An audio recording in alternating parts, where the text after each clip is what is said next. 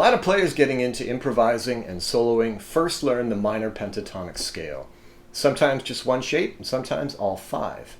Along the way, they often stumble on how to connect them together. In this video, I'm going to show you a few things that you can do to help break down the barriers between these boxes and start getting the flow in your solos that you're looking for. Let's check it out.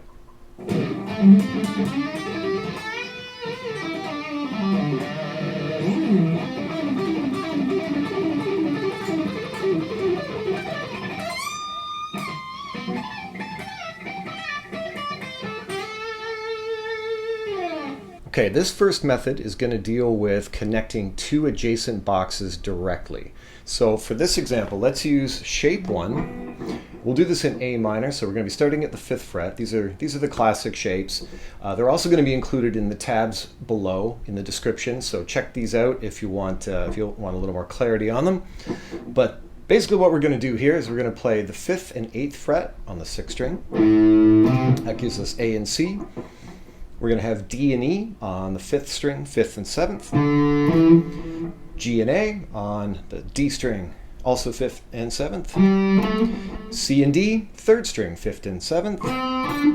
And then on the 2nd string, B, we're going to have the 5th and the 8th. That's going to give us E and G. And finally, 1st string, 5th and 8th, and that'll be A and C. So this is a shape you're probably already more than familiar with, but just in case.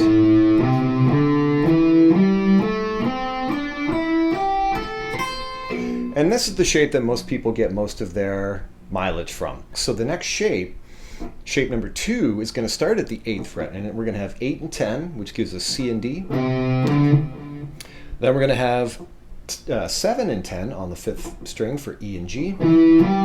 7 and 10 on the 4th, giving us A and C. 7 and 9 on the 3rd string for D and E.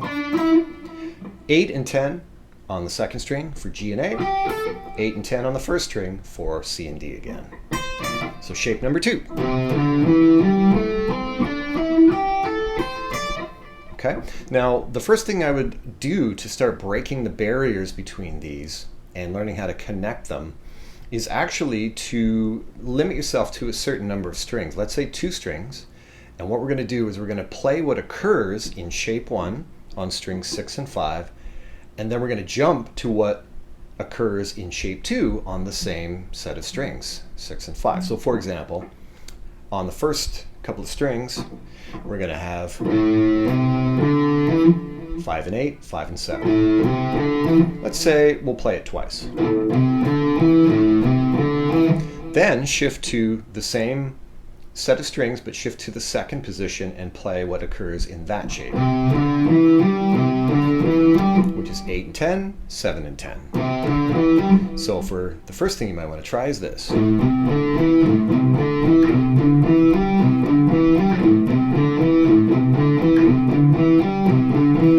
Okay, and then you just take it to the next set of strings. So now we're going to go from string 5 to 4, and we're going to use the same approach. We're going to play what occurs in shape 1, 5, 7, 5, 7, and then same set of strings, but in 2nd position or 2nd shape, 7, 10, 7, 10. And we do it twice. And you basically just continue through. We're going to have 5 and 7 on these 2 strings, strings 4 and 3. And then staying on the same set of strings, next position, 7, 10 on the 4th string and 7, 9 on the 3rd string. So you'll end up with this. Okay, keep going. We've got 3rd string to 2nd string. This is going to be 5, 7, 5, 8.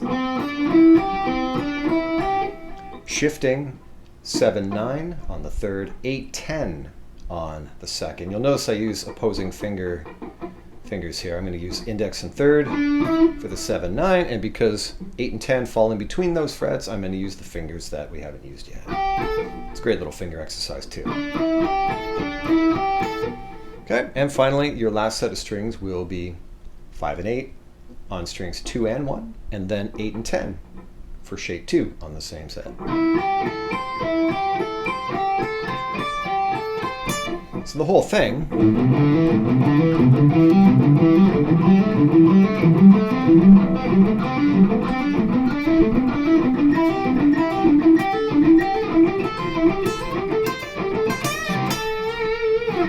essentially that. Now there's a million variations to this. You can descend the notes instead of ascending, which would give you this.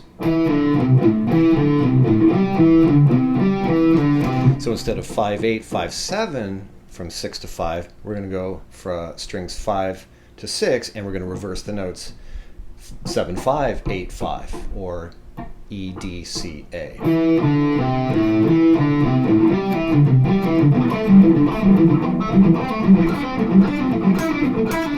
You get the idea all the way through.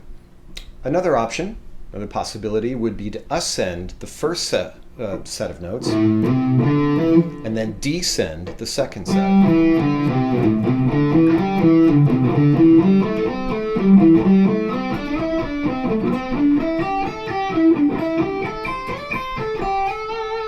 Anything like that, and you can come up with your own. There's a million possibilities, I'm sure.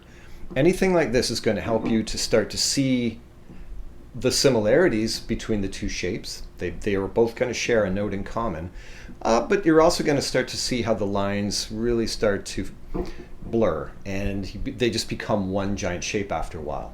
This is a great way to learn how to get between the positions from one position to another in an adjacent fashion. To continue this later, obviously you're going to go from shape 2, which we did just a second ago, into shape 3, and then shape 3 into shape 4. And again, all these shapes are provided in the tabs in the description, so by all means grab them, check them out, and get working with those. Now the second method I consider to be infinitely more valuable and important, because we're not going to be involving our recognition of shape anymore. This is going to be taken down to a single string. So the idea is, as you learn the positions, each of the 5 positions, you're going to develop a muscle memory, and even somewhat to a certain degree a photographic memory of the shapes. You're going to learn the physical nature of them, and you're going to remember them that way. But at no point along the way will you be obligated to name any of these notes. And honestly, that is the reason why so many guitar players don't know the fretboard as well as they should, and certainly as well as they could. No matter how much memorization of shapes they put in, they end up still not really knowing what the heck they are playing. And so by bringing it down to a single string example of any scale, but in this case minor pentatonic, you're going to truly get to see the notes as they lay out all over the fretboard. Your understanding of shapes will only be part of the equation. You'll truly be able to see them in a linear fashion. So, without further ado, let's check it out. We're going to play again the A minor pentatonic scale. I'm going to give it to you just on one string for now, just for a shorter video. And that's going to be the high E string. E is one of the notes of the scale. So the notes again are A, C, D, E, G. There's your 5. A, C, D, E, G. If you have to, write them down, put them in front of you. The tedious part is you're going to have to name those notes, find them on a single string in order, and we're going to play them in a very simple ascending and descending pattern, which is going to help lock all this together for you. So here's what I'm going to do. I'm going to start on the E, and then I'm going to play the next 2 notes in the scale that follow E. So E, G, A. And essentially I'm going to play them twice. And I'm going to name them as I go, out loud preferably, but if you got people around and you don't want them to think there's something wrong with it, just say them in your head, but definitely be thinking about what the names of the notes are. E, G, A, E, G, A. Okay, next step, start on the G. Start on the second note that we just played. We're going to do G, A, C. G, A, C. G, A, C, G, A, C. Continue, start on A. A, C, D. C, D, E. D, E, G. E, G, A. Now we're essentially up an octave from where we started. G, well actually we just passed that octave, but nevertheless, G, A, C. Once again, A, C, D.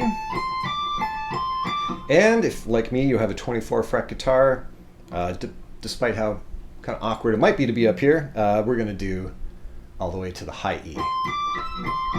C, D, E. Okay, so that's the basic idea. Now notice that it might be a little tedious. It might take a little bit of time for you to actually locate these notes. Do it anyway. The reason why fretboard knowledge is often lacking is people think they need to know the fretboard better before doing this kind of thing. And what I can tell you from my own experience is doing this kind of thing gets you more familiar with the fretboard. So who cares if it takes you 5 seconds to find a note or whatever? Do it. The more that you do this, the faster your recognition of these notes is going to become. So it's not the opposite. It's very much a matter of the doing is going to give you the knowledge you're looking for. Now, the fun part about this is you're also going to be doing this backwards. Don't skip this step. Doing it backwards, yes, saying the alphabet backwards kind of sucks. Well, you'll get better at it at least for the musical alphabet. So E, D, C. D, C, A, C, A, G, G, E, G, E, D, E, D, C, D, C, A, C, A, G, and finally A, G, E. Now, by doing the notes twice, you notice that every group of 3 notes I play twice. That is actually for the benefit of your picking hand. If you're going to play an odd number of notes and you have an even number of pick strokes, you're going to need to go through them 2 times in order to land on the downbeat with a downstroke on the next set of 3 notes. So, for example, with E, G, A, I'm doing down, up, down. When I do them again, I'm doing up, down, up. That means I ended on an up. That means when I go to the next set of notes, I can start on a down again and have that consistent feeling of starting on a down for every new note group. So down, up, down, up, down, up, down, up, down, up, down, up. It's obviously no wonder that this is also going to benefit your left hand reach as well when doing these sort of things. I will say this though, when I'm doing something like this, it's not actually a stretch. I'm not holding any of these notes down after they've been played. Once I'm done playing G and I'm going to bring A down, it might be hard to detect, but if you watch my index finger, it comes up, it relaxes. I let it go dead, so to speak. Similar thing happens when I reach for the C here with the pinky. I'm not holding the A or the G down prior. If I do, then yes, I'm going to have that feeling of stretching because I've got all these pressure points being held. They're not necessary. And therefore, if you realize that and you work on letting go of the pressure, these kind of things won't feel nearly as stretchy as they look. And I know that they do look that way. So this method you're going to now carry to strings 2, 3, 4, 5, 6, 7 if you got one, like the guy do there. In the example in the tab, I've only illustrated the first string. So it's up to you to do the rest of them. And again, this is going to benefit you more than being spoon-fed all of these. The idea with this video is to give you 2 methods, get you going with an example of what they're going to entail, but then you do the rest of the work yourself, because that's going to get you actual fretboard mastery. There are no shortcuts to this, unfortunately. The shortcut is the long way.